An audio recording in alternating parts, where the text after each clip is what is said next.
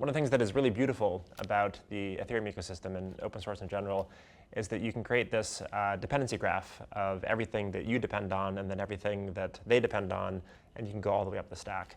And so I think we need a way to fund all of that as effortlessly and seamlessly as possible. And when I first discovered Drips, that's exactly what Drips is trying to do. You can quickly route funding to all of your dependencies, and then as your revenues grow or as your ability to contribute back increases, you can just dial up the amount of funding. I think it's an incredible primitive that ecosystems should be building in as a kind of core commitment to funding all of their dependencies. One of the challenges that you face as a builder is around predictability, not knowing if the funding is going to be yanked, or if you do everything right, but then the funder changed their priorities, you might lose your funding source.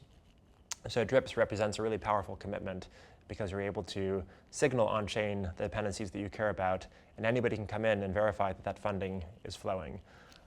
What I'd also like to see is teams that are receiving Drips route their own funding that they're receiving from that to their dependency stack. As you continue to do that, you can create this beautiful network of funding that is flowing across the ecosystem, ideally to every single node which is creating value, even being able to connect that or visualize that all the way from the farthest reaches of your dependency tree all the way down to the users that are using your application. So I love what Drips is doing to try and just create infrastructure so that more funders can fund the things that they care about, because traditionally there's been really no way of value capture and creating revenue model around this. And if you can have a network which can really measure the value of those types of contributions and fund it sustainably, then that's pretty powerful. So a few projects that do come to mind here, you have Wevm, you have Ethers, you have Open Zeppelin contracts. These are all pretty foundational pieces of infrastructure that everybody is using, and now you have a way of funding them sustainably.